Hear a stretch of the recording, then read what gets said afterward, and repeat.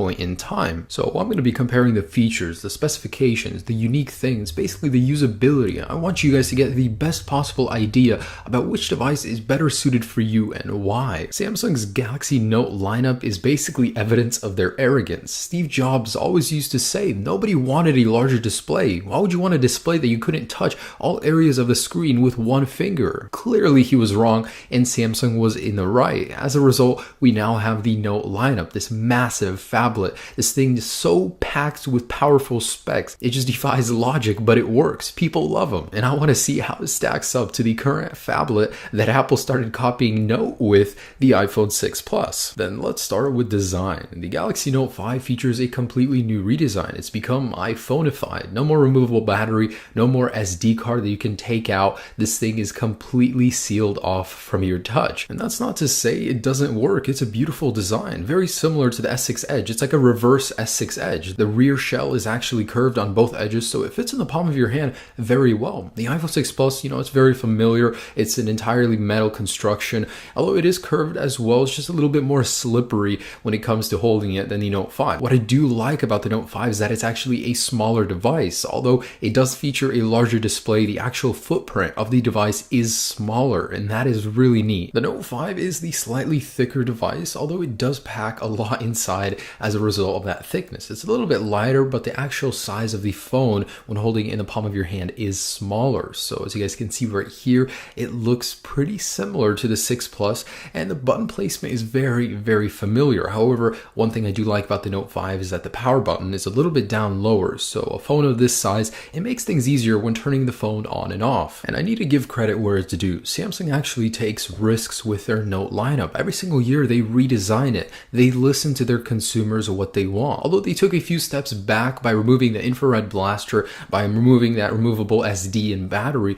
this thing looks gorgeous, and Apple plays it safe, and I don't blame them, but they do keep the same design for 2 generations, whereas Samsung always switches it up every single generation. So comfort-wise, the Note 5 is certainly the more comfortable device. It's easier to use with one hand as well. Now when it comes to displays and outdoor usage, the OLED display on the Note 5 is slightly better, slightly more visible, but both are pretty much useless in direct sunlight. So let's talk displays. It's the most important aspect of any phone, is what you interact with, and the Galaxy Note 5 has a stunning one. Although it's not any different from the Note 4, it does have that 2560 by 1440p resolution with an incredibly sharp pixels per inch ratio. It's also an OLED display, which makes it super efficient, very dark colors. As these pictures and videos do show you, the darker colors are more evident since the Galaxy Note 5 doesn't have a backlight. Of course, there are pros and cons for both of these technologies. However, the OLED is the better display. Apple even started using them on the Apple Watch, but they refused to put them on the iPhone lineup. I don't really know why. However, the iPhone 6 Plus LCD will last longer. After 5 years, an OLED display's pixels usually start going out, but that's usually not a problem for anyone because they don't keep their phones for that long. So what's powering these monsters? Let's talk processing power. Samsung really stepped the game up. This thing is in a far different league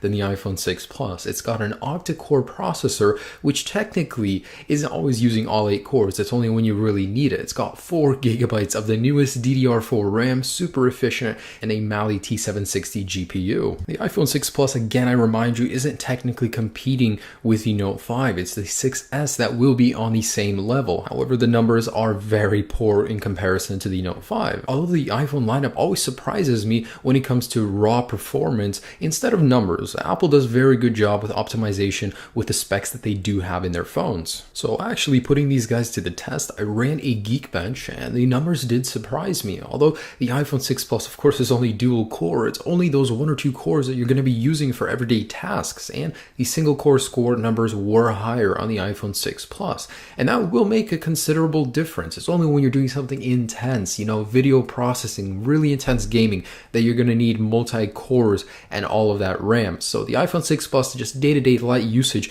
might be a little bit quicker than the Note 5. But just take a look at these numbers. An octa-core processor with insanely higher numbers than the 6 Plus doesn't do all that much better as I thought than the 6 Plus, and that really surprises me. So when the 6S does come out, it'll crush this thing, and I cannot wait to see that. Now, running the same applications on both of these phones, it was apparent to me that the iPhone 6 Plus does better loading in most cases, especially the bigger games, and I was surprised because this thing has such insane specs, but such little trivial tasks.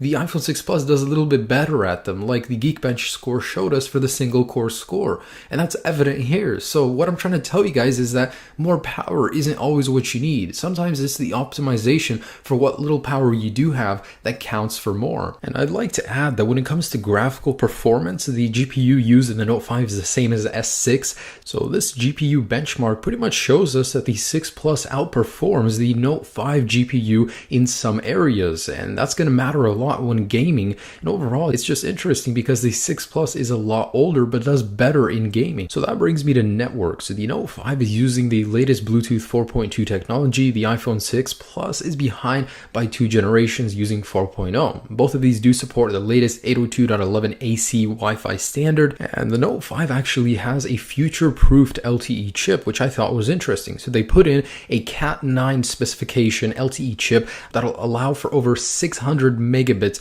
download speed, while the iPhone 6 Plus can only support 150 at the moment. Now, doing a Wi-Fi speed test, the Note 5 did outperform the 6 Plus. So using the phone at home on Wi-Fi, you'll have a better experience with the Note 5. When it comes to cameras, there's a huge divide between them. In fact, the Note 5 is double the megapixel count as the iPhone 6 Plus. Although both do perform great when it comes to video, there's a definite advantage to having more megapixels. Although not always does it make the image quality that much better. The iPhone 6 Plus is a fantastic camera at night, and unique to the iPhone 6 Plus is that True Tone flash. So it allows you to get the perfect shade of flash every single time when taking pictures at night. Now the Note 5 can do 4K video, and both do have slow motion. So both of these videos were shot in 1080p, although I gotta give it to the Galaxy Note 5. The colors are so vibrant. They may be a little bit not so true to life, however, it's just great. It looks fantastic. The colors just pop at you.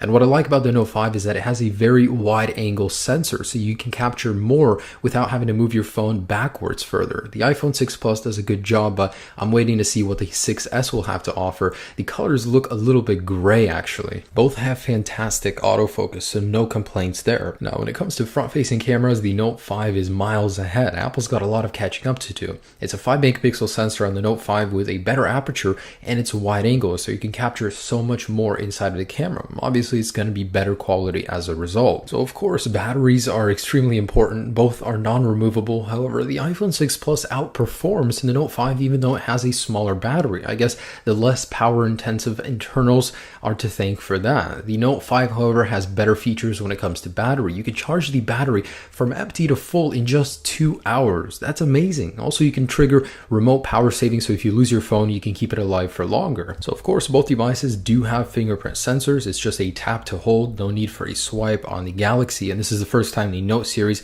has a fingerprint sensor. And now there's Samsung Pay, which outperforms Apple Pay by a wide margin, and it's compatible with almost every single existing magstripe payment system. Apple Pay is extremely limited, not all retailers have it, but with Samsung Pay, that means you can pay at almost every single retailer. And when it comes to operating systems, the Note 5 launches with Android 5.1.1 latest version. The iPhone 6 Plus is currently on 8.4.1. In the future, Android Marshmallow and iOS 9 are going to add a ton of new functionalities, but that's for another discussion another time. Color-wise, the iPhone 6 Plus comes in just 3 colors, no rose gold yet. The Note 5, however, has a new silver titanium option, and of course it comes in white, gold, and that dark blue. So now I wanted to talk about some things I liked and didn't like about both devices, as well as some unique features that each has. Now, starting with the Note 5, Samsung is waging a war on bezels, and they're certainly winning with the Galaxy Note 5. I love that the screen takes up most of the real estate on the front of the device, so why have needless bezels if you can make the phone just as comfortable to hold? Of course, the Note 5 also has the S Stylus Pen, which can be really useful, especially if you want to take notes real quick. The iPhone 6 Plus, however, has that True Tone flash unit, and a point I gotta make about the 6 Plus is the software update support. Every device gets the same update at the same time, unlike the Note 5, which depending on the carrier and model number, you'll get a software update maybe a year later, maybe a few months later, maybe never. The Note 5 has superior multitasking, that's for sure. It has split screen view, which the iPhones do not have, and it has a ton, a slew of software features that you might never even use, but it has so much great stuff like eye tracking.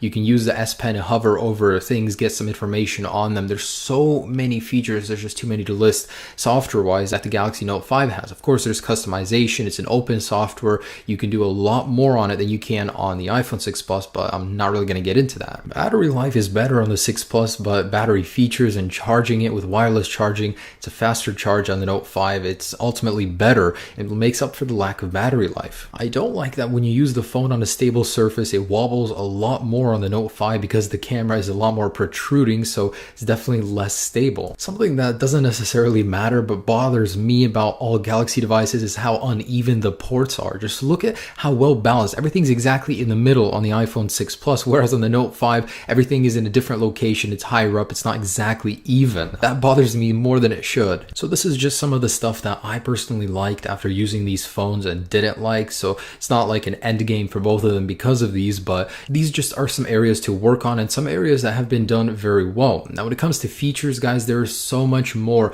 on the Galaxy Note 5. Of course, I urge you guys to wait until the 6S Plus is released before making your decision, but at this point in time, it's clear to me that the Galaxy Note 5 has an advantage in almost every single way over the iPhone 6 Plus. Again, wait for the 6S Plus. It'll do so much better. Now, I can go on and on about all the exclusive features the Note 5 does have that the iPhone 6 Plus doesn't, but the truth is they're just not meant to compete. Now, when it comes to pricing, here's what you're looking at. The Note 5 varies wildly, depending, of course, on which carrier you have, while the iPhone 6 Plus has a pretty stable price on all carriers. So, which device is better suited for you? Well, if you want something easy to use, very simple, of course, the 6 Plus is the way to go. The Note 5 is a little bit more sophisticated. The stylus turns it into a very great multimedia tool, something good for professional usage. If you take notes a lot, if you're a college student, it could definitely come in handy. The 6 Plus, however, is such a simple device to use. I mean,